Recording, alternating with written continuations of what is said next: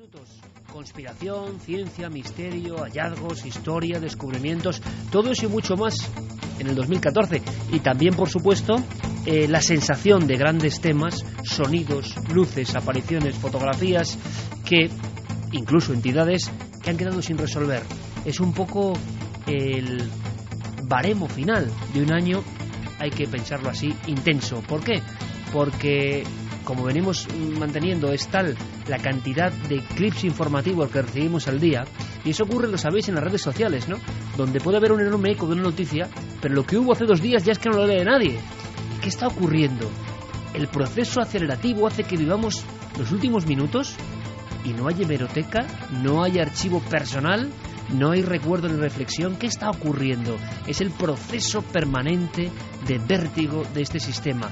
Nosotros echamos un poco la vista atrás y nos damos cuenta de que hemos vagado durante 365 días por un sinfín de informaciones, por un sinfín de historias, por un sinfín de enigmas y misterios. Queda alguna cuestión más de la ciencia y queda una de la conspiración, Santi, que resumimos el plan 888. ¿Habéis oído hablar de él? Pues resulta que de las cosas menos agradables que ha dejado este año en el mundo de la conspiración ha sido la aparición de un término que se ha hecho muy popular, que es colapso de la civilización. Y es que ha habido varios informes. Uno de ellos fue un estudio de la NASA en el que advertía que la convergencia de crisis alimentarias, energéticas y económicas podía llevar a un desastre futuro, en un futuro a medio plazo irreversible para la civilización, un colapso de civilización.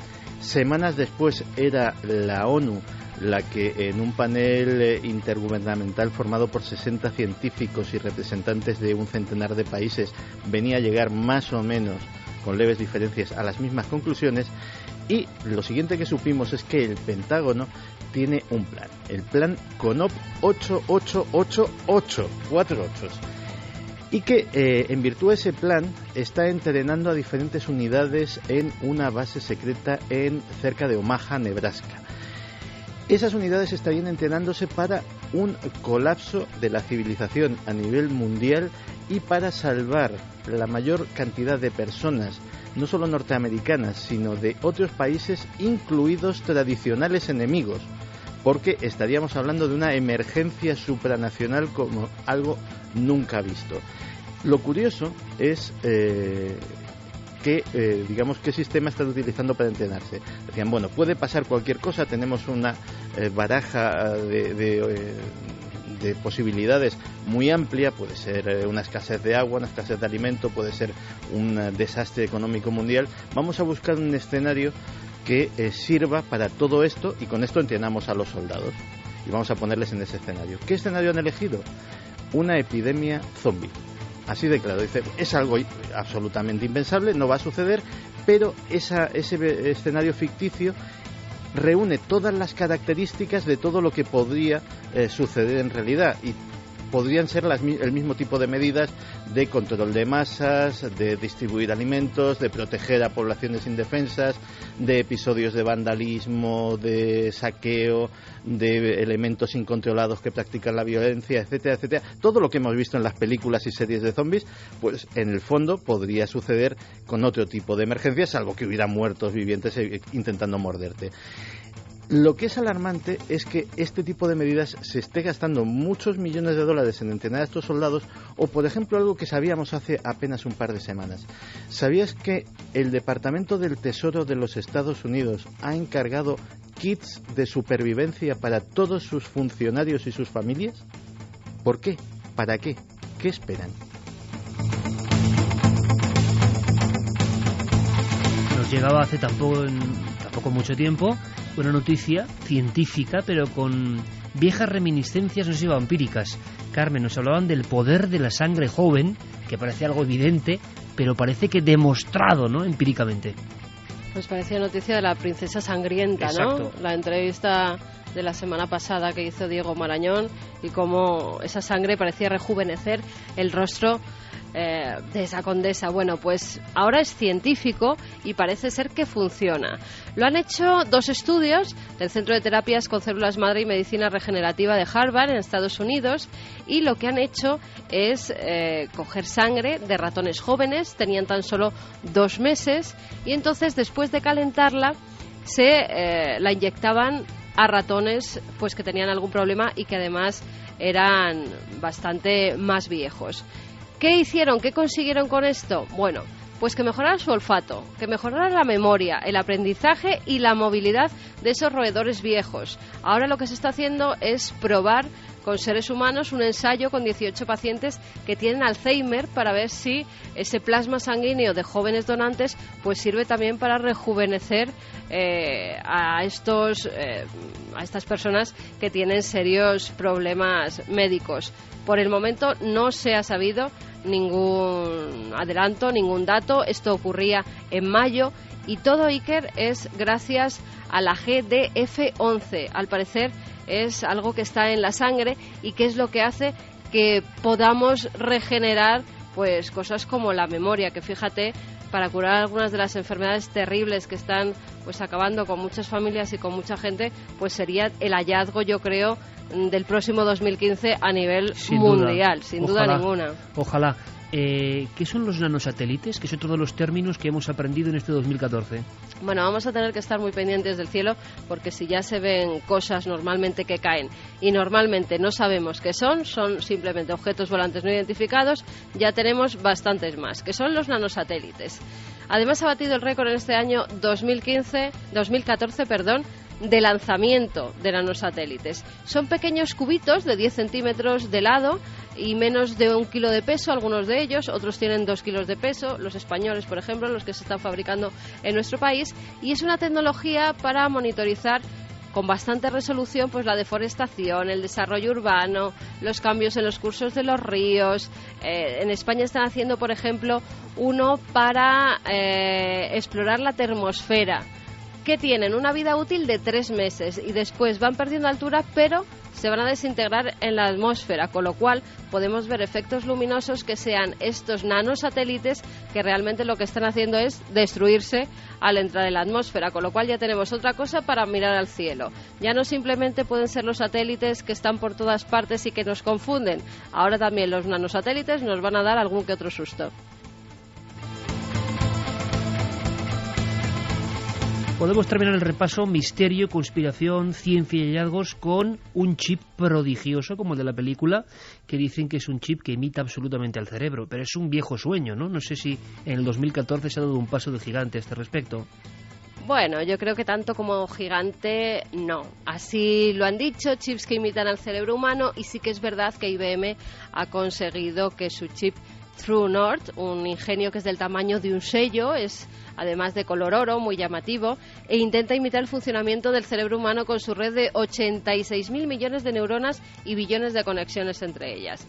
Pero lo que no llega es a imitar del todo con toda la serie de conexiones que tiene el cerebro humano.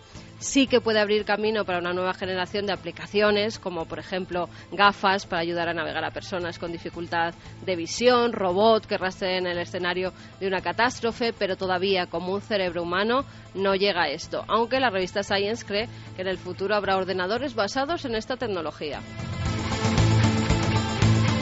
Bueno, pues esto nos demuestra una vez más que si hay 86.000 millones de neuronas en el tamaño de un sello y no alcanzamos a la complejidad del cerebro, qué cosa más extraña y sideral es el cerebro, y que desde luego, si es azar, es glorioso, ¿no? Que tenga esa perfección desde hace cuánto tiempo. Por casualidad, bueno, pensad. Vamos a hacer una cosa, ponemos fin a este repaso lleno de noticias, lleno de historias, lleno de recuerdos, lleno de conocimiento, que al final, como decíamos, era, creo que el gran dilema, ¿no?, del hombre y la mujer moderna del siglo XXI, del 2014 desde luego, que va todo tan rápido que se nos queda por el camino. Y yo creo que el enriquecimiento personal, el enriquecimiento en el sentido bueno de la palabra, el enriquecimiento espiritual o la buena vida, ¿no?, que decía Nietzsche, la vida plena, el intento de conseguir una vida plena, que no tiene nada que ver ni con lo económico ni con los bienes materiales, sino una vida perfectamente vinculada con su entorno, ¿no?, hijo de su tiempo. pues es extraer un poco algunas conclusiones o por lo menos recordar algunas cosas que pueden darnos claves sobre el aquí y el ahora. Eso es lo que hemos pretendido, claves como hijos de nuestro tiempo. Estamos en un tiempo, sin duda alguna, y eso no nos cabe la menor duda, no hay más que escuchar esta hora y 45 minutos de información donde pasan cosas permanentemente, donde las autopistas de la información han conseguido cosas milagrosas, donde ahora mismo cualquier duda casi puede ser solventada en segundos, y habéis hecho la prueba todos, tocando una pantalla táctil. ¿Cuándo el ser humano ha tenido esa posibilidad? Yo lanzo una cuestión, sin ninguna moralina, por supuesto. Seguramente todos los grandes sabios murieron ni siquiera soñando algún día poder alcanzar esto. Interrelación de contenidos, capacidad de estar indagando en algo, las estrellas, por ejemplo, y saber inmediatamente cuánto mide Júpiter, qué densidad tiene, por dónde pasó. Eso antes haría falta meses de gestión y ahora la tienes en un clic.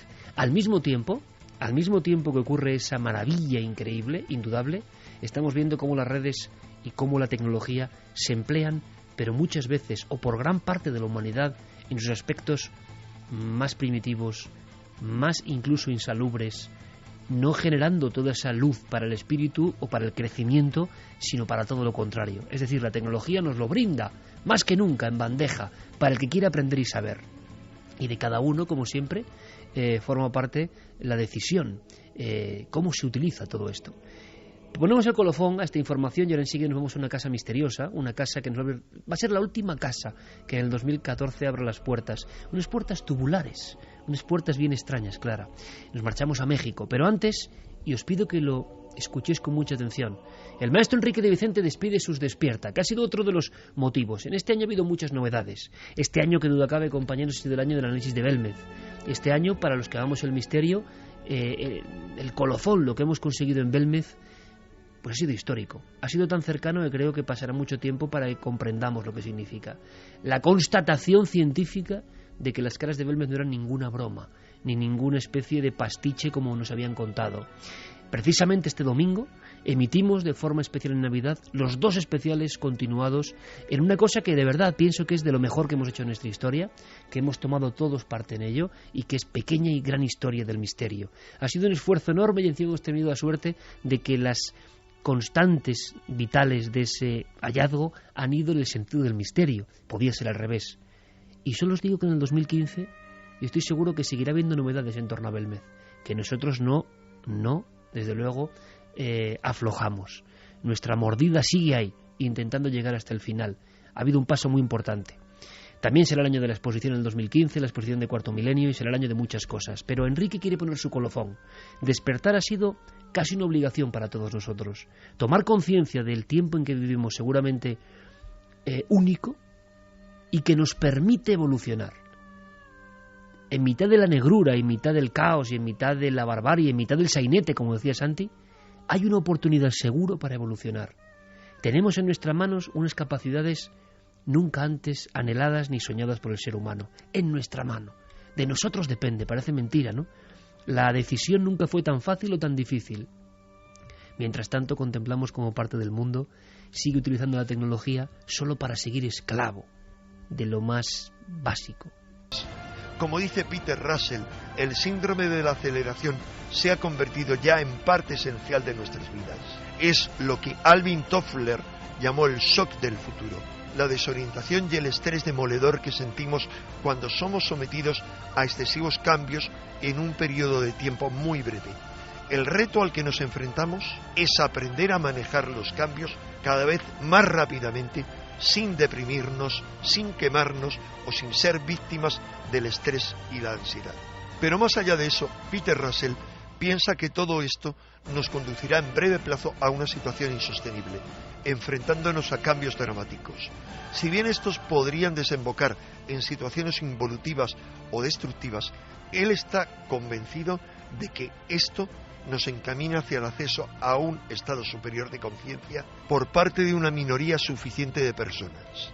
Estaríamos, pues, a las puertas de un gran salto evolutivo, un salto inimaginable, superior a la aparición de la inteligencia, solo comparable a la aparición de la vida sobre este planeta.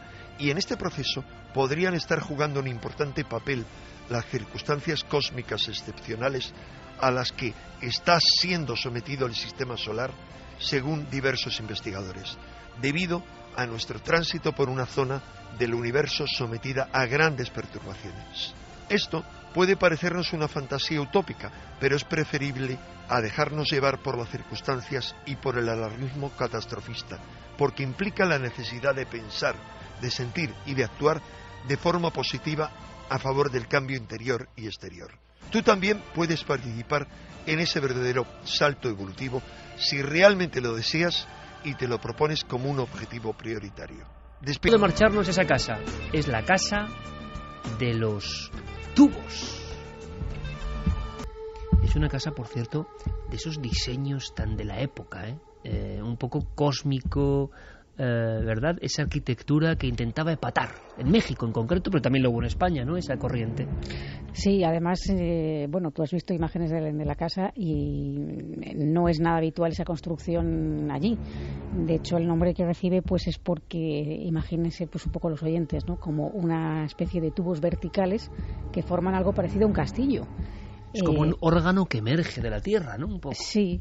Además, está precisamente enclavado en un sector residencial muy exclusivo de Monterrey, en el estado de Nuevo León, en un sitio que se llama la colonia Country La Escondida, y que está a las faldas del Cerro de la Silla, es decir, una zona también de cierta potencia energética, vamos por lo menos con agreste, ¿no? Con cierta naturaleza. A los años, precisamente de la década de 1970, principios, cuando un empresario importante de la zona comienza a construir una casa con estas formas de tubos un poco psicodélico, ¿no? que hemos visto, y que pues este hombre tenía una hija que desgraciadamente pues tenía una parálisis y bueno, pues era inválida, necesitaba el concurso de una silla de ruedas para desplazarse.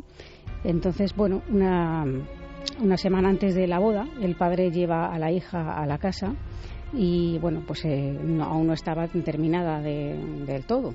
Ella se emociona mucho y empieza a recorrer la casa pues con su silla de ruedas y bueno, en un momento determinado hay algunos lugares que están construidos en falso, todavía no están terminados, como digo, y según me cuenta Belduque, pues esta joven en un accidente, algo que no esperaba nadie y por supuesto que es parte de la leyenda negra de la casa, y es que se precipita por la casa es amplia y tiene varias alturas y bueno, pues cae por una de esas alturas y pierde la vida. A partir de entonces el padre, bueno, pues imaginar el impacto, él dijo que si esa casa no iba a ser para su hija, no sería para nadie porque no la iba a terminar. Y la casa, de hecho, permanece inacabada. Debido pues a esta curiosa arquitectura, como decimos, medio futurista y a que llama la atención en medio de ese cerro, ¿no? Pues ha habido personas que se han aventurado a lo largo del tiempo, a partir de esta desgracia, a visitar la casa, pues unos con cierta curiosidad, otros pues animados pues por el morbo o por simplemente, pues como sabemos, gente aficionada a estos temas que piensan que allí se puede haber captado o puede haber quedado algún tipo de presunta energía negativa, ¿no? El caso es que a lo largo del tiempo se producen muchas visitas de curiosos e incluso algunos accidentes, como ha pasado también aquí en España en algunos lugares, ¿no? Puede ser, por ejemplo, el caso de Cortijo Jurado, ¿no? Entonces, a partir de estas visitas también pues crece la leyenda negra y algunas personas afirman haber obtenido grabaciones extrañas, fotografías que pues fotografían algo que ellos no han visto allí, etcétera, ¿no? Bueno, pues precisamente bueno, como ha habido una serie de accidentes, incluso ha tenido que intervenir ahí la Protección Civil de allí para evitar que la gente entrara, y aún así han seguido entrando. Entonces, bueno, el duque me decía que él no es muy partícipe de visitar lugares abandonados porque sí, sino que cuando tiene alguna historia detrás. Y precisamente porque aquí hay como una leyenda y hay personas que afirman haber visto cosas y haber escuchado sonidos y haber grabado cosas extrañas, en el año 2006 pues acude a hacer un reportaje sobre esta casa.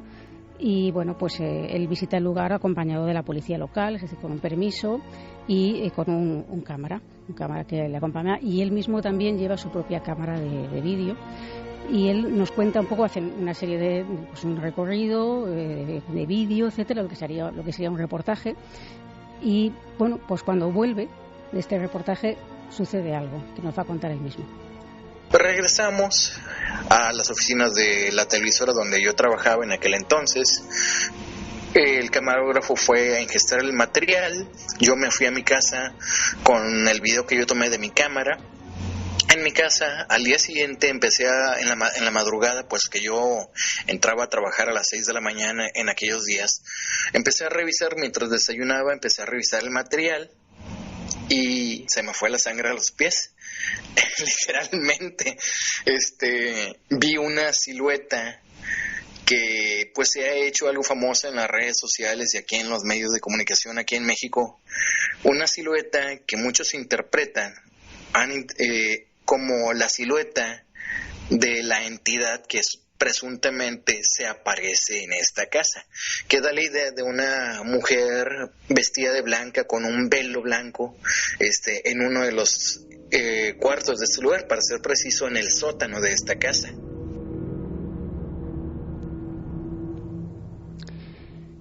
Me matizaba Belduque que él no afirma que sea un fantasma, es decir, que él realmente grabó eso, que no sabe darle una interpretación, pero que hay muchas personas que sí que se la han dado en ese sentido, ¿no?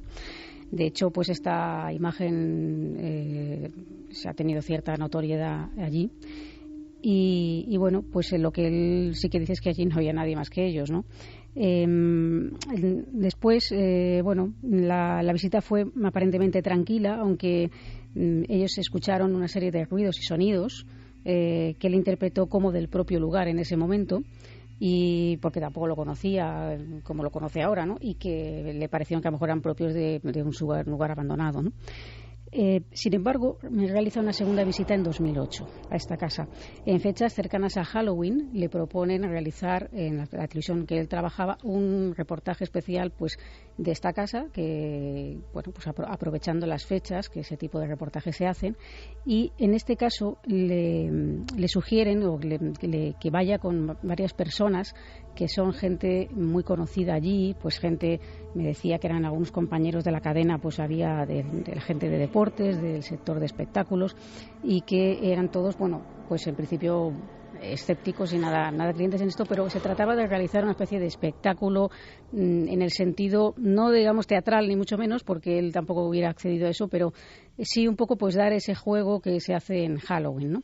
Y que estas personas, bueno, pues se sorprendieran, si es que debían sorprenderse si aparecía algo, es decir, personas totalmente ajenas al mundo del misterio.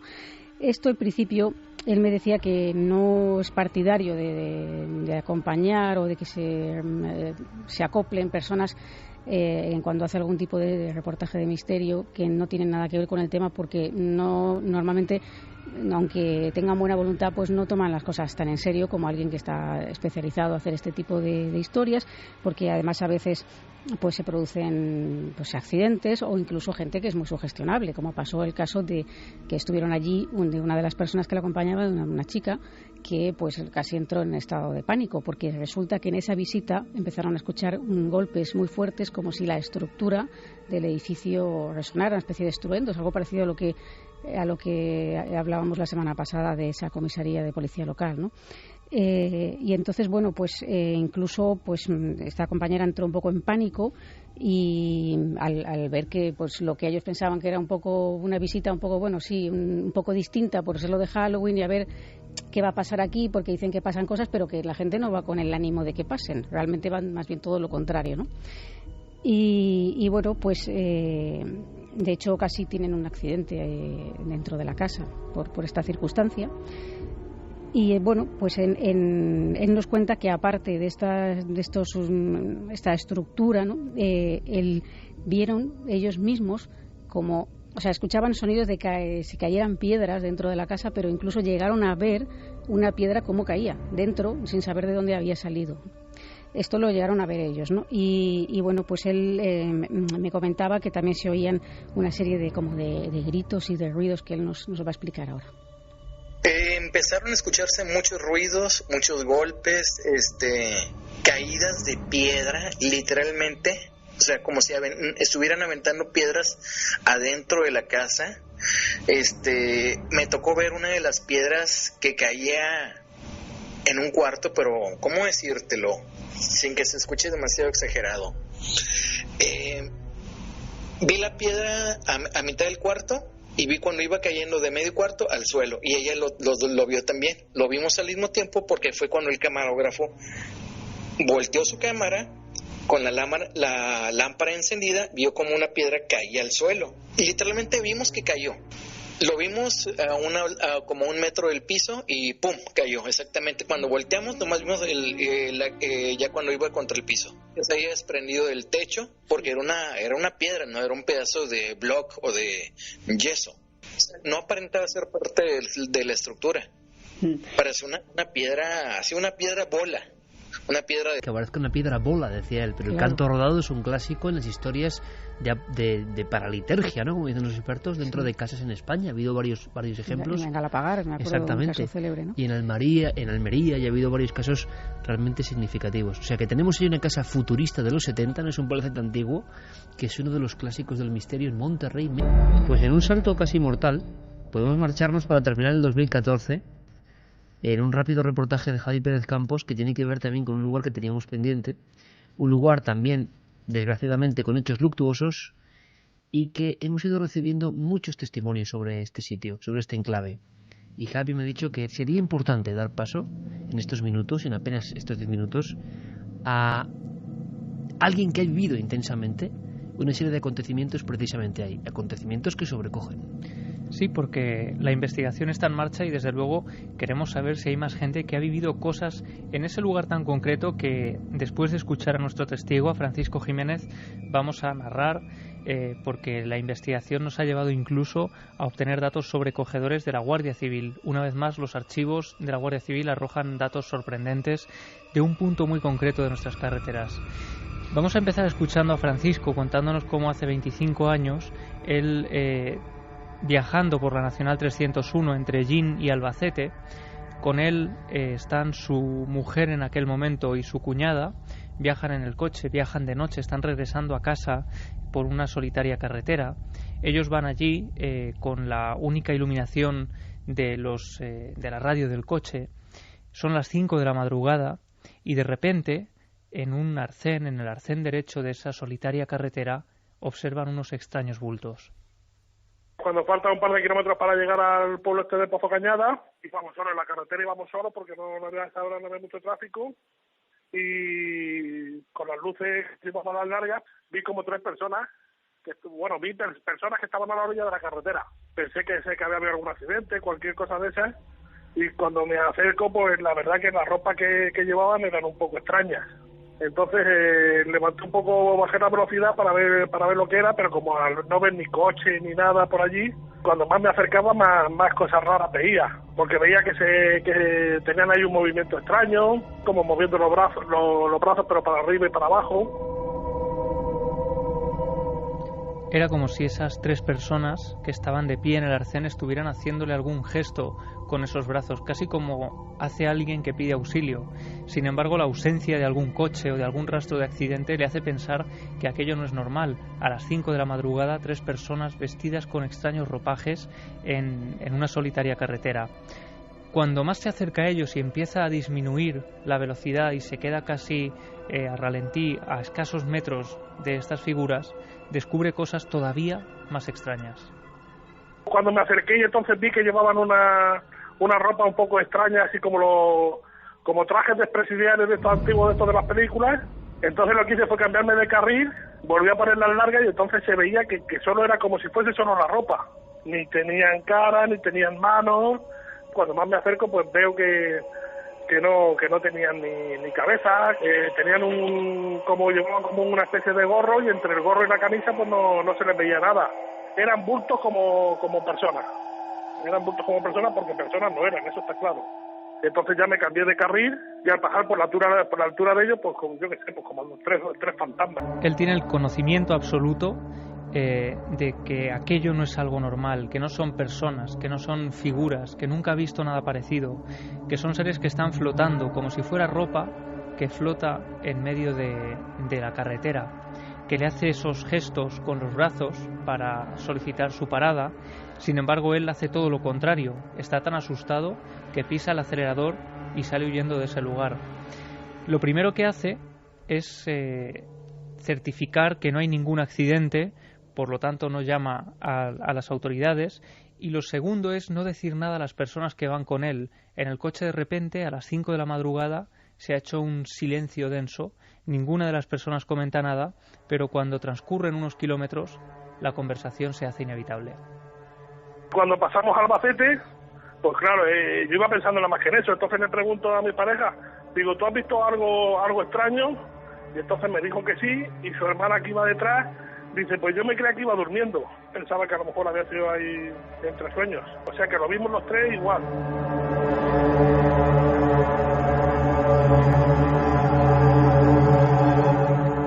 Los tres han visto la misma escena, una escena imposible. Esas tres figuras en mitad del arcén a las 5 de la madrugada que se quedan ahí cuando ellos continúan avanzando por esa carretera. Y entonces la pregunta inevitable era ¿de qué hablaron durante el resto del trayecto? A mí me dio ahí un poco de nervios, ¿no? De ver eso así. Ellas dos se quedaron también sin decir nada porque también se quedaron impresionadas. La conversación fue de lo que habíamos visto y coincidamos los tres en que habían sido como 3 personas ahí flotando sin cara, sin manos. Tiene que ser algo sobrenatural, esto no es normal.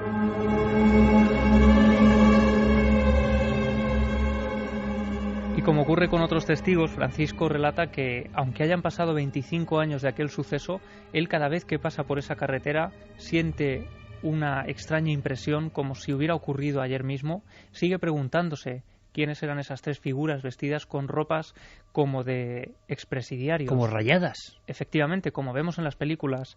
Pues fíjate, yo no sé si ese uniforme se llegó a utilizar, pero yo he estado indagando y resulta que en esa zona se encuentra la antigua cárcel de La Loma, en Hellín. Es una cárcel que dejó de funcionar en torno a 1940-1947, una cárcel que sigue todavía hoy en pie, que está abandonada, que es pasto de fotógrafos, porque hay mucha gente que acude allí a hacer fotografías de diferentes modos. Y fíjate que he encontrado testimonios de fotógrafos que han acudido allí y que aseguran haber vivido fenómenos extraños, como por ejemplo apariciones de luces, sensación de que hay alguien con ellos, incluso algunos han llegado a hablar con personas del pueblo, con gente mayor que les ha contado historias de la cárcel y han llegado a hablarles de que allí murieron hasta 200 personas, que la gente que entraba allí no salía. Esto forma parte un poco de la leyenda negra de esa cárcel, que todavía está por confirmar. Pero fíjate, hablaba antes de documentos de la Guardia Civil. Resulta que cerca de ese lugar también, en junio del año 2003, el 3 de junio, se produce un tremendo accidente de tren. Allí fallecen 19 personas. Según los documentos hay 10 desaparecidos, 63 heridos en total. Y los cálculos son tremendos, ¿no? Se habló de una negligencia, de un error humano y aquello fue tremendo. Y resulta, no solo eso, sino que hablando con un compañero de la Guardia Civil que nos ha ayudado en alguna ocasión, él nos ha hecho la gestión de acudir a los documentos de la Guardia Civil para ver si hay algún tipo de rastro. Pues no sabemos si quizá de algún testimonio similar, si alguien ha dado parte. Y la sorpresa ha sido mayúscula cuando él nos contaba de más de 6 avisos en ese punto de la carretera. Él me ha mandado la fotografía de ese documento, ese parte de hechos de interés. El asunto dice avistamiento de personas o animales no reconocidos en vías de comunicación. Y continúa con la descripción que dice avistamiento de personas o animales cruzando por la carretera en término municipal de Chinchilla. Los testigos dicen haber visto seres extraños cruzando de un lado a otro de la calzada. Este es un lugar muy especial donde nosotros hemos conocido, ¿verdad, Carmen?, alguna historia que tiene que ver con, en la oscuridad, alguna visión. Testigos que afirman que ha habido alguna visión que no sé qué da parecido al escuchar lo de Javi y el documento, pero relativamente parecido, ¿no? La verdad que es muy similar a ese testimonio. Sí, en este caso no era cruzando la carretera, sino que era gente como caminando sin sentido. a ese lado, justo yo creo que debajo de las vías que están, como cuando pasan por esa zona, yo creo que están en un alto, si no recuerdo mal, y abajo hay una especie de descampado que además está iluminado por una serie de farolas, por eso lo describían tan perfectamente, como si hubiera gente perdida por ese descampado, gente desnortada, ¿no?, que busca totalmente algo. Gente que no sabía dónde iba ni interactuaban unos con otros. Estaban como oídos, como cuando una persona, vemos en los accidentes, cuando tienen un accidente y no saben qué hacer, no saben dónde acudir, están como en estado de shock. Así era la descripción de esas figuras a las que no se veía la cara, figuras negruzcas, y que parecían deambular sin buscar nada, simplemente caminando sin sentido. Además podemos decir que es un testimonio de esos, no vamos a dar más datos, de los que no puedes dudar, ¿no? No. El vehículo de noche, que era el mismo principio, también contado Javi, porque estábamos viendo la sencillez y la anormalidad al mismo tiempo del acontecimiento, alta madrugada, y de repente el testigo va en la parte de atrás, como le ocurría a estos tres testigos, mires por la ventana y te das cuenta de que hay un grupo de personas a un lado, pero claro, en un sitio donde apenas hay luz, en plena oscuridad, y que están como vagando en racimos, como si no tuvieran conciencia de que están ahí exactamente, como buscando una salida, quién sabe. La visión transcurre durante unos segundos, pero es tan nítida y clara. Y luego ahí está el dato que investigaremos, por supuesto. Si alguien sabe algo más, es momento de ponerse en contacto con las vías de unión a este programa, ¿no? Porque nos llegan nuestros buenos amigos de la Guardia Civil diciendo que hay 6 denuncias en ese mismo punto. Y lo impresionante además es que el primer parte surge en torno a septiembre del año 2003. Y este accidente es en junio de 2003. No sabemos si tiene relación, desde luego, pero sí que hay, por lo menos, una relación objetiva de cuándo surge la primera denuncia oficial y en relación a la fecha del accidente. Milenio3 con número @canalser.com, Facebook, Twitter, Google+, ya sabéis siempre Nave del Misterio. Para más datos, navedelmisterio.com e ikerjimenez.com. Si alguien tiene alguna información, tanto hoy como a partir de ahora, cuando este programa empieza a volar por las vías del ciberespacio, pues es interesante, porque una vez más, nuestra piel de toro llena de puntos donde ocurren cosas constatadas a lo largo del tiempo y que tenemos que saber algo más. Ahora queda, ya sabéis, la recta final tan especial, final de 2014. Esta es la sibila eritrea, nacida en tierras de la Anatolia, hoy actual Turquía, proveniente de las de Jonia, sabedora de los antiguos ritos iniciáticos de los griegos. Ella era la sibila, la misma que plasmó Miguel Ángel en la Capilla Sistina, la imponente pitonisa del pasado, la creadora de los acrósticos, extraños jeroglíficos esotéricos perseguidos durante generaciones.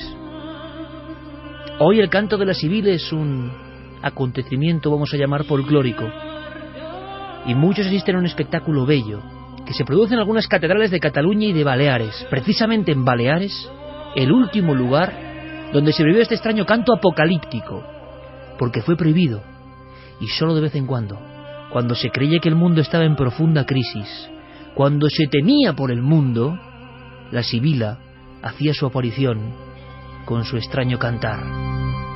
Porque lo que estáis escuchando en la voz espectacular de la gran Lisa Gerrard es un canto del fin del mundo. Contaba la historia que al nacer Jesús de Nazaret, los judíos estaban incrédulos, algunos de ellos pensaban que aquel no era el niño Dios. Y entonces alguien mandó a llamar a este personaje, la misteriosa sibila eritrea. Cuando vio al niño, no tuvo la menor duda, realizó su cántico, pero para el espanto de los presentes, en esta especie de apócrifo, no solo habló de que aquel era el niño Dios, sino que el mundo había empezado a caminar hacia su propio fin, y habló con las palabras muy parecidas a las del propio San Juan, que en la isla de Patmos, allá por el año 96 después de Cristo, escribiese con mano temblorosa uno de los legados más extraños de la historia de la humanidad, del Apocalipsis. Todo eso ya lo cantaba la misteriosa sibila eritrea. La escena, según cuentan, tuvo que ser sobrecogedora.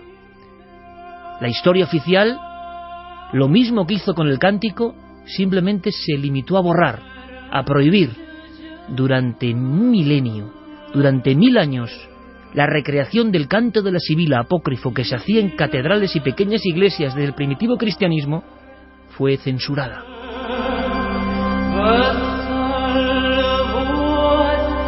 Y es que tenía que ser impresionante. Aseguran que salía un niño representando a Jesús en mitad de la oscuridad del templo. ¿Sabéis en qué fecha, amigos? Ni más ni menos que en la noche del 24 de diciembre. Y junto al nacimiento aparecía, a veces personificada en el cuerpo de una niña, a veces de una mujer, la sibila eritrea. Y entonces todo se quedaba, dicen las crónicas, con antorchas. Ante el fuego, ante el flagelo caliente de aquellas llamas, el público, los asistentes a este entre rito y cántico, asumían que el fin no estaba muy lejos. Y de pronto la sibila eritrea, con voz gutural y espantosa para algunos, empezaba a contar que el anticristo estaba ya cerca. Y si ahora nos sobrecoge esta voz, imaginaos por favor en el momento de máximo esplendor del auténtico canto de la sibila, venido desde algún lugar tan remoto en el tiempo que ni se identifica, hijo de los llamados ritos de Eleusis, donde el cántico provocaba auténticos estados extáticos, donde había estados alterados de la conciencia y donde algunos sabios aseguraban que se podía acceder a otros mundos iluminados u oscuros. Todo eso lo provocaba el cántico de alguien muy especial, de alguien que pertenecía a un linaje milenario, las sibilas, las pitonisas, tan importantes a lo largo de la historia y solo despreciadas, solo marginadas, solo convertidas en chusco chiste en los tiempos que nos ocupan. La sibila eritrea, como otras que hubo en la antigüedad, cantó al mundo que venía el Salvador, pero sin embargo también habló de oscuridades que nos acechaban. En el año 1000 se produce en toda Cataluña y en todo el Mediterráneo, en todas las Baleares y en algunos puntos de Castilla, una especie de gran miedo conjunto. Se cree que es la cifra del Apocalipsis. ¿Os imagináis cómo pudo ser aquel año en concreto la representación del niño y la niña representando al mismo tiempo, encarnando el poder de la vieja Eritrea? Hace apenas un mes, un archivero de la Biblioteca Nacional se encontraba legajos desconocidos de un cántico, muy difícil de interpretar, traducido y recorregido durante por lo menos 800 años. 800 años manejando esos extraños sonidos para provocar algo. El propio bibliotecario de la Biblioteca Nacional no lo podía entender, nosotros tampoco. Era un canto de la sibila completamente desconocido que se cantó por toda Castilla y sobre todo en Toledo, en un lugar neurálgico, en un lugar poderoso. Allí se reproducía la historia. Se cree que una mística que tuvo visiones del infierno y del purgatorio y también del cielo, Hildegarda von Bingen, fue una de las regeneradoras de este cántico. Para ella, el poder de esta música que estáis escuchando era capaz de conectarnos con los otros mundos.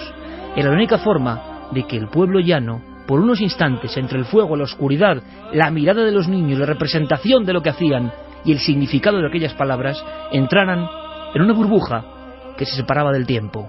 Pero todos tenían ese mensaje que para muchos era demasiado terrorífico, tanto como para prohibirlo en plena Navidad. Y durante siglos todo se fue olvidando, hasta que de vez en cuando estos cánticos que vienen de lo más remoto aparecen en legajos, en archivos, perseguidos y escondidos por familias y generaciones, como si ellos supieran, desde la época de Babilonia, desde la época de los caldeos, que ya había un poder llamado música, llamado arte, llamado conexión con lo más sensible del alma humana, y que hemos ido perdiendo. Hoy por lo menos nos queda el folclore. En las Baleares, una niña vestida con una especie de sedas y túnicas, ya se ha eliminado el personaje de Jesús, canta las frases apocalípticas. En su tiempo se hacía todo esto cuando la cosa iba muy mal, cuando se sentía una especie de amenaza global. Es adecuado, por tanto, poner el canto de la sibila, porque estamos en tiempos de aceleración, en tiempos donde no entendemos casi nada, en tiempos donde la sensibilidad ha dejado paso a la barbarie. El canto de la sibila y muchas versiones que se siguen haciendo. Yo os invito a conocerlas. Por ejemplo, la increíble de Jordi Savall, donde la voz retumba sobre la piedra antigua. No entendemos el lenguaje, no entendemos el significado. Es muy terrorífico lo que dice esta canción. Pero podemos teletransportarnos. Es lo que le ocurría a aquella gente. Se sentía casi elevada. Se puede tener esa sensación. Hoy lo podemos hacer a nuestra forma. El canto de la sibila lo traemos en enero del 2015, porque desde luego el patio está como está. Para algunos, empezar a ser conscientes de todo esto es una necesidad. Hay que despertar. Por eso conectamos, cómo no, con nuestro amigo el maestro Enrique de Vicente, que une esta parte histórica y seguramente mucho más plomiza que yo os he traído con lo que está pasando ahora mismo en su opinión. Hay una sensación de vértigo, de aceleración. En tiempos la gente se juntaba y el canto de la sibila hacía como un poco catarsis. La gente salía aterrorizada y reforzada en su fe, en su conocimiento, en su sensación, en pertenecer a una serie de historias. Pero ¿ahora qué hacemos? ¿Dónde está nuestra sibila ahora? Vamos a viajar enseguida a otro lugar del planeta y vamos a sobrecogernos y sobre todo vamos a aprender. Toda la actualidad en torno a nuestros programas en navedelmisterio.com, el portal hacia lo desconocido. Búscanos también por Nave del Misterio en Twitter, Facebook y Google+. Yo soy un fan de estas músicas, absolutamente. Carmen lo sabe, lo sufre. Claro, cuando uno ha estado en el Perú, y ha estado en Bolivia, ha estado en los Andes, y ha escuchado estas músicas allí, es que eso es tremendo. Para mí siempre, seguramente por los programas de Fernando Jiménez del Oso, grabados en la memoria infantil, esta música, Perú, la imagen que había y el misterio de ese lugar, pues se conjuntó siempre como un anhelo, ¿no? El lugar donde uno quería ir, sobre todo, era ese sitio, ¿no? Donde el misterio arqueológico, el misterio cósmico, el misterio espiritual se concentraba. A veces también el misterio más oscuro, como es el de esta noche. Porque esto tan alegre, tan bonito, es el cucayo. Así empieza una historia que parece que va a ser maravillosa y que luego se va a ir torciendo, Clara. El concepto casa encantada aparecerá al final. Antes hay una historia que contar. Antes de meternos en esa casa hay una historia que contar. Sí, aparecerá efectivamente al final, pero vamos a hacer una pequeña introducción, un corte que nos va a llevar hasta la situación, un desenlace, de repente, ¿no? Eran alrededor de las 10 de la mañana. Dos hombres entraban a la llamada Casa Embrujada de Cusco, con la cámara del celular prendida. Hacía días la policía y la prensa estaban buscando a un chileno, líder de una secta, que había quemado vivo a un bebé, porque aseguraba que era el anticristo. Quien antes hablaba era Joana Díaz, reportera de Perú Hoy, que estuvo en el lugar de los hechos, en donde se desarrolló el final de esta historia. Pero vamos a ir por partes, si te parece, Iker. Porque la música que hemos escuchado antes es tan bonita, que a mí también me parece que es muy bonita, es una música que tiene que ver con nuestro protagonista, Ramón Castillo Gaete, nacido en Santiago de Chile y muerto el 1 de mayo de 2013, con 35 años.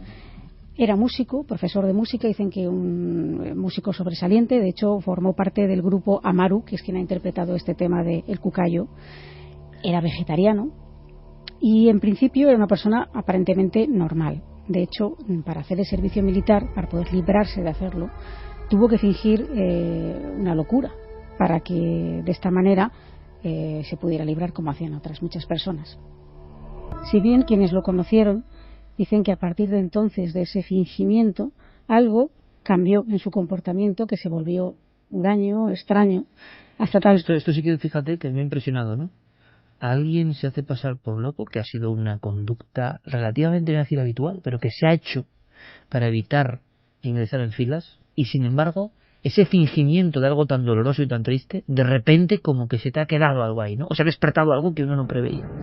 Sí, en efecto, hay una cosa curiosa sobre esto, ¿no? Y es que los propios compañeros del grupo Amaru realizaron una gira por diferentes países y uno de ellos les llevó con gran éxito, fue a China, y ahí estuvieron, y antes ya de ese viaje determinaron ellos mismos a espaldas de Ramón, que lo iban a echar del grupo porque estaban notando cosas extrañas.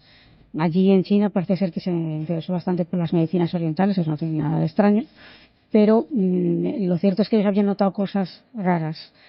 Y al volver, de hecho, pues así fue, le plantearon su salida del grupo, y entonces es cuando experimenta ya un cambio muy notable, porque incluso este hombre, Ramón Castillo, dice a las personas que lo conocen que a partir de entonces han de llamarle Antares de la Luz, en referencia precisamente a la estrella más brillante de la constelación de Escorpio.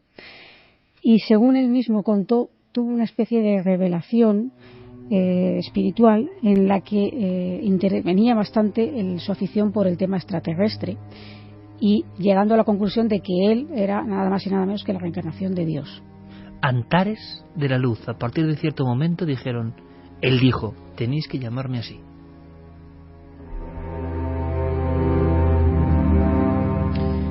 En fechas más recientes, en 2009, ya forma una especie de grupo de sanación con las personas que lo van siguiendo en una comuna compuesta de hombres y mujeres. Él tiene derecho de pernada, entre comillas, de acostarse con todas aquellas mujeres, que incluso algunas de ellas entran con novio a la secta.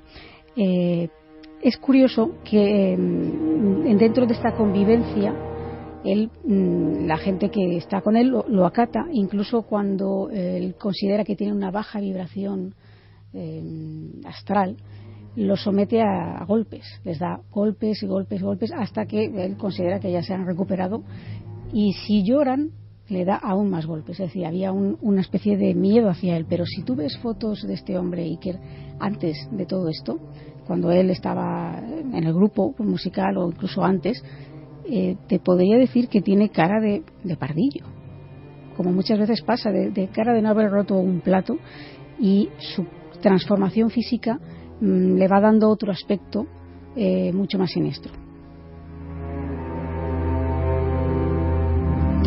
Después de pasar por diferentes lugares, se trasladan a la región rural de Valparaíso y se instalan en Coyihuay, y ahí tienen esa especie de comuna, como decimos, que para entonces pues ya había conseguido que a su grupo se unieran varias personas, entre las que se encontraban un veterinario, una azafata, una ejecutiva bancaria, una diseñadora gráfica. El común denominador de estos integrantes, al parecer, eran jóvenes, bien parecidos, profesionales, destacados o más o menos colocados en buena situación económica, pero solitarios y al parecer procedentes de familias desestructuradas. Allí comienzan a realizar rituales sexuales en medio de ceremonias en las que se ha consumido abundante ayahuasca. Esta ayahuasca, como sabemos, es una droga muy potente, muchísimo más potente que el LSD, que provoca alucinaciones y que, pues su potencia es enorme. Entonces, ahí hay una serie de desvaríos y se realizan sacrificios, llegan a realizar sacrificios de animales, de gatos y de perros recién nacidos, porque piensan que es la forma de que la fecha fatídica del 21 de diciembre de 2012, en la que se produciría, según Antares, el fin del mundo, tenía que ser contrarrestada con esta serie de sacrificios en ofrenda a Dios, es decir, a él mismo.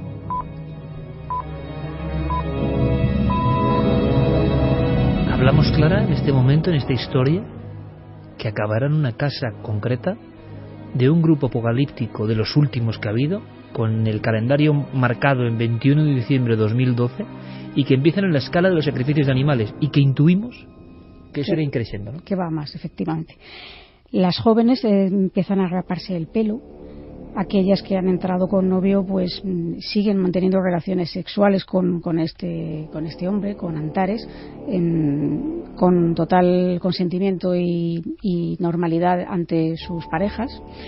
Y es precisamente una de estas mujeres, la diseñadora gráfica llamada Natalia Guerra, quien de repente queda embarazada de Antares de la Luz.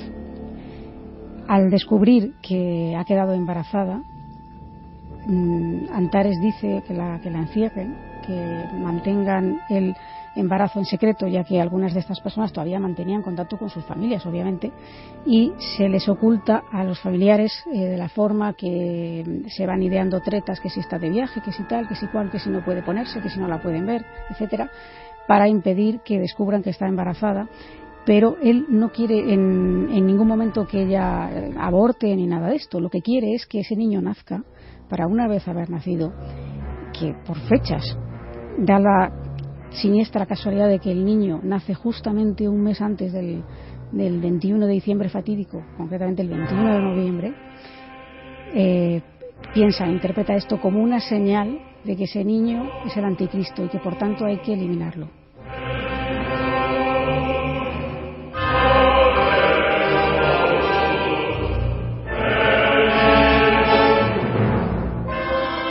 Natalia da luz en una clínica de Viña del Mar y nada más nacer, ya a los 2 días de producirse este alumbramiento, es cuando se produce el sacrificio que vamos a escuchar ahora en boca de uno de los policías que siguió el caso. En el lugar, la guagua sale desnuda, ponen una cinta en su boca para que no llore o no grite, la ponen sobre una tabla y después de dirigirse a los espíritus, arrojan esta guagua viva a una hoguera. La guagua es la niña, ¿no? Sí, previamente, aunque no lo comenta el policía, le habían amputado los miembros y es cuando la arrojaron a este hueco con el fuego para presuntamente purificar al bebé. Bueno, pues el grupo permaneció allí hasta el 21 de diciembre famoso. Claro, ¿qué os sucede? Que llega el 21 de diciembre y no ocurre absolutamente nada. El mundo sigue exactamente igual.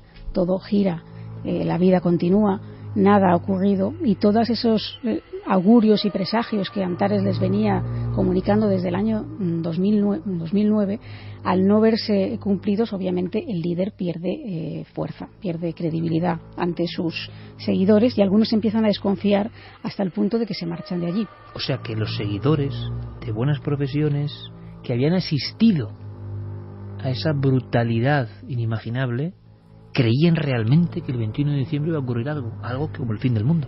Claro, todo se desmorona al ver que no sucede nada y entonces Antares se ve obligado a aplazar el fin del mundo y dar una nueva fecha que él cifra el 21 de abril de 2013.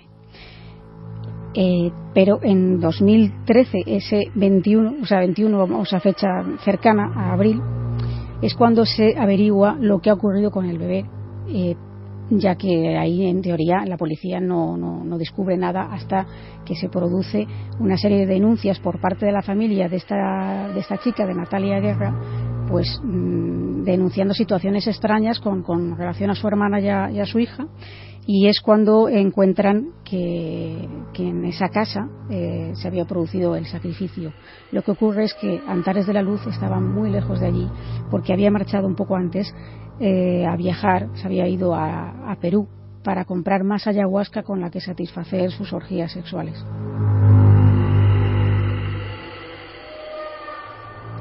Estando él ilocalizable, algunos de sus seguidores que ya han empezado a ver un poco en qué estaban metidos hasta entonces, deciden entregarse, otros se dan a la fuga pero posteriormente se terminan entregando y el único que queda, digamos, libre y vagando por este mundo es Antares de la Luz, que se ha ido a refugiar, como decimos, se encuentra en Perú cuando sucede esto. La noticia, la verdad es que es muy sonada en aquel momento, y él decide pues refugiarse en un inmueble de 4 plantas, una casa abandonada situada en la calle Sapi, y es muy posible que él ni siquiera supiera que esta casa, esta vivienda que llevaba 30 años abandonada debido a la mala fama que tiene, era una casa que se la conoce con denominación de embrujada.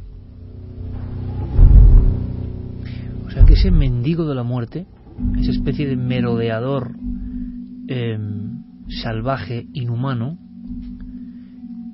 resulta que, sabiéndolo o no, imagino que no, acude a uno de esos lugares marcados. Ahora empezamos a conocer el final de la historia, ¿no? Sí, además yo creo que él no debía de saberlo, puesto que esta casa curiosamente se encuentra a apenas una manzana de la comisaría de policía. Entonces no parece un lugar muy recomendable si alguien está huyendo. Hay que tener en cuenta que en ese momento había numerosos efectivos y que no se sabía de cuál era su paradero, e incluso se lo situaba en Ecuador, es decir, no había claridad de dónde podía estar. Vamos a ver un poco la historia de esta casa. ¿Qué pasó allí? Esta casa dicen que es una casa embrujada. La verdad es que es una casa abandonada hace 30 años y algunas personas dicen que penan.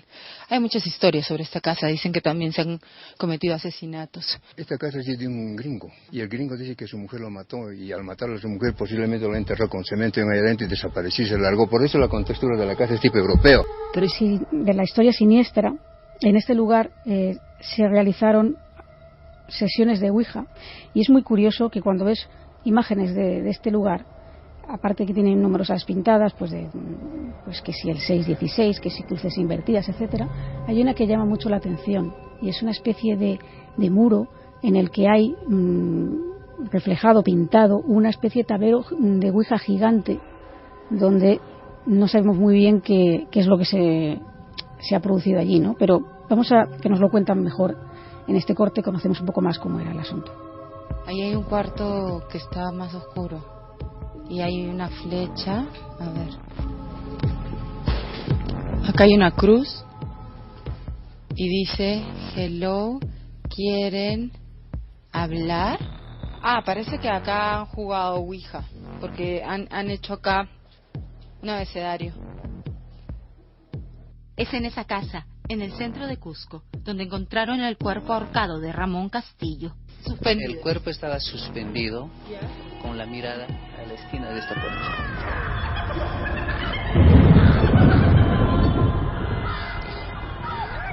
Bueno, ya hemos escuchado un poco el desenlace, ¿no? Lo cierto es que Ramón Castillo pasa algún tiempo en esta casa cuando, mientras tanto, hay 1.500 policías buscándolo en diferentes puntos no solamente de Chile, sino de Ecuador, etcétera, ¿no? Y no es precisamente porque alguien detecte algo raro en la casa o porque él se entregue por lo que a lo mejor lo abatan a tiros, no. Lo que sucede es que alguien entra en la casa con un teléfono móvil porque esta casa, como decimos, tiene esa fama de embrujada y de hecho está en un sitio donde pasan algunos tours turísticos que no paran en la casa, pero que sí que de lejos comentan esa historia y eso hace que algunas personas quieran volver allí a ver qué hay de cierto en ello. Estas personas entran y se encuentran a Ramón Castillo, Antares de la Luz, colgado de una de las vigas de la casa.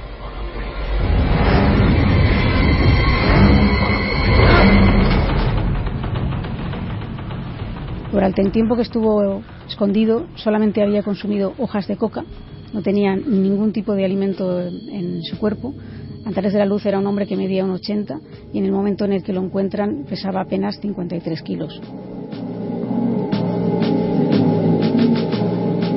Puesto que nadie dejó ninguna nota, no sabemos exactamente qué fue lo que le llevó a suicidarse, a acabar con su vida, ya que no había un peligro inminente de que lo encontraran. Como decimos, no se le situaba ahí para nada, ¿no? Pero tal vez estos elementos esotéricos que estaban a su alrededor, la ingesta de coca, su propia creencia esotérica, que la tenía y muy fuerte, contribuyeron a que pensara que era la mejor salida para su situación.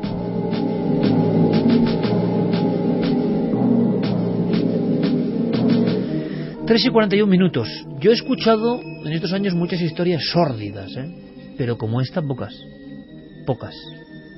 Lo que confluye en todo esto es de tal malignidad, hasta la escena de alguien llegando con un móvil, y que de pronto hay que imaginar a ese tipo que entrando con un móvil en una casa que tiene fama de encantada, lo que se encuentra es al criminal de América más perseguido en ese momento, colgado cimbreante de una viga.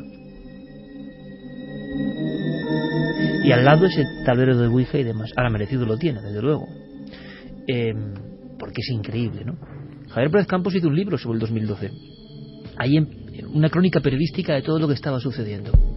A mí, fijaos, me parece que por fortuna no hubo tantos actos, creo recordar, dramáticos y terribles como esto que ha contado Clara, que es que no hay ficción que lo supere. Y por otro lado, la sensación de que así como la profecía se convirtió en emblema casi comercial o en folclore, sí que es verdad que vaya como ha cambiado el mundo desde diciembre de 2012 y todo lo que está pasando, ¿no? Pero que yo recuerdo esta historia, no el final, recuerdo la historia del bebé sacrificado, terrorífico. Pero ojo, amigos, no pensemos que esto es tan lejano. La locura humana la bestialidad humana de gente que no puede... O sea, a mí, quien mate a un bebé, yo, ¿qué quieres que te diga? Será políticamente incorrecto, pero no merece vivir. Para mí no merece vivir. Quien mata a un bebé, indefenso. ¿Qué ocurre? Que en España, en el año 80, en el Pirineo Navarro,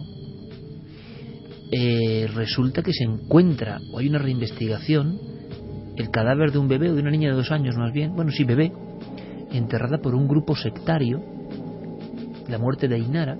Se queda eso, la gran investigadora Cruz Morcillo en los ámbitos policiales saca a relucir ese caso, y a mí me confiesa Cruz, yo creo que no le importará que lo diga, que luego tuvo muchos problemas en el sentido de decir, hombre, ¿cómo sacas esto? Esto nos pone en un problema, esto, lo de siempre, vamos.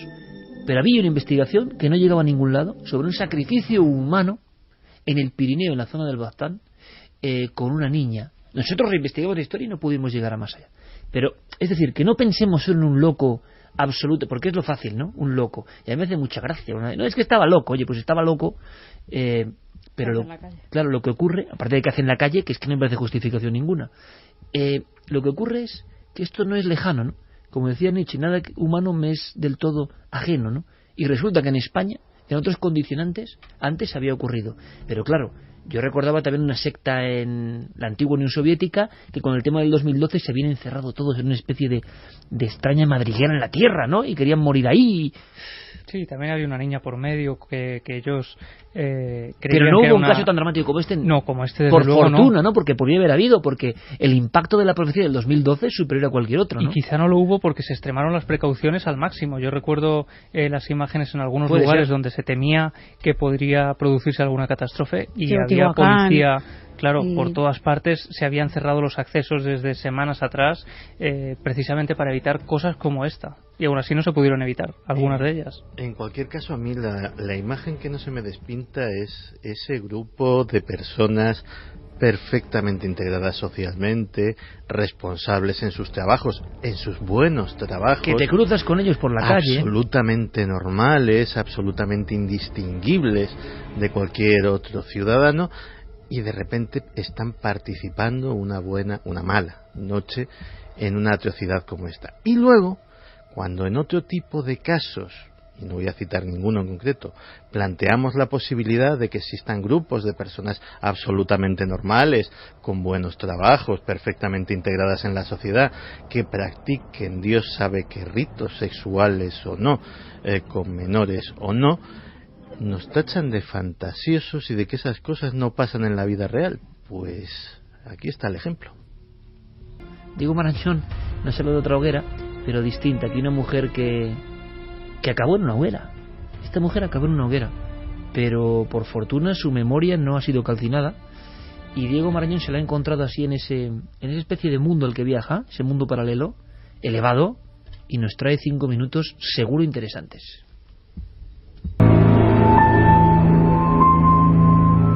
Juana de Arco, buenas madrugadas. Juana, ¿de dónde saca eso? Mi nombre es Jan. Suele ocurrirnos a menudo. Si no le importa, permítame la licencia. ¿Sabe que no sé muy bien qué preguntarle? Estoy en blanco. Vaya, ¿y eso? Pues porque es la primera vez que Iker me encarga entrevistar a una mujer declarada santa. Bueno, pero piense que también me declararon culpable de herejía. Y a eso seguro que está más acostumbrado. Una cosa compensa a la otra, ¿no? Visto así, ¿por qué la acusaron? Pues empezaron cuestionando mi aspecto. Póngase en situación. En la Francia del siglo XV aparece de repente una chica vistiendo prendas más propias de un varón y con el pelo muy corto. Solo con eso el escándalo ya estaba garantizado. Pero claro, luego vinieron acusaciones hasta de brujería. Y claro, a partir de ahí... Ya veo. De todos modos, creo que estamos adelantando acontecimientos. Hábleme de su infancia. ¿Quién era usted? Mis padres eran campesinos. Y yo era una niña absolutamente normal hasta que me encontré con un misterio. ¿Con un misterio? Con el arcángel Miguel. Apareció ante mí cuando tenía 13 años en el jardín de mi padre. Escuché una voz enviada por Dios. Imagino que aquello le cambió la vida. En efecto. Y como sabrá también, me la cortó notablemente. Fueron unos cobardes. Hay quien ha sufrido encuentros similares a lo largo de la historia y se inclinan más bien hacia el misticismo. Teresa de Jesús, por ejemplo. Sí, pero por mi carácter siempre he preferido los hechos concretos. Yo decidí pasar a la acción. Y lo hizo, ya lo creo. ¿Qué mensaje divino recibió? Las voces divinas que escuché me incitaron a unirme al ejército del rey de Francia. El objetivo era recuperar los territorios que los ingleses habían ocupado.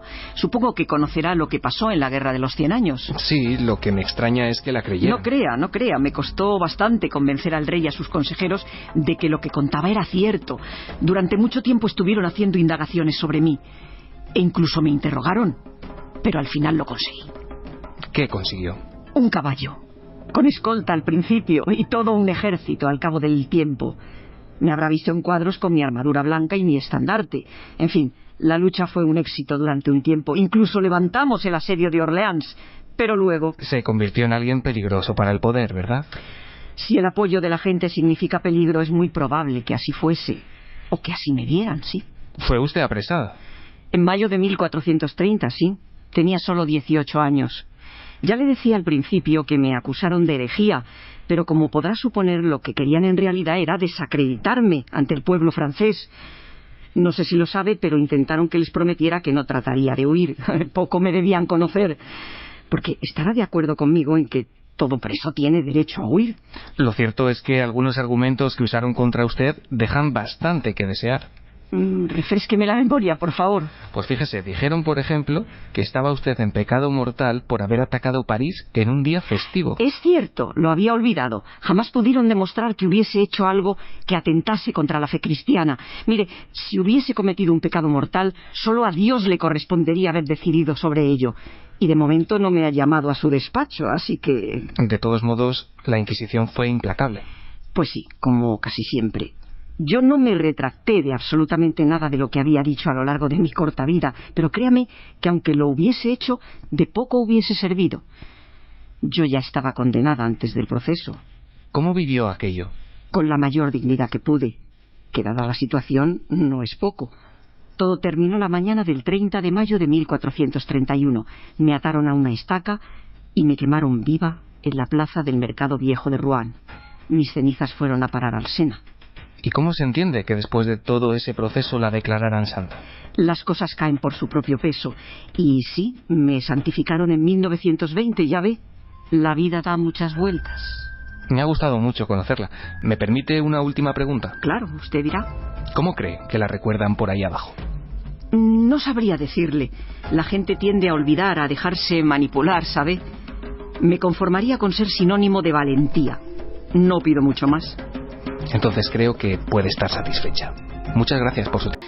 De este año 2014 que acabamos de dejar atrás. Gracias de antemano y un saludo para todo el equipo. Pues bendiciones milenarias.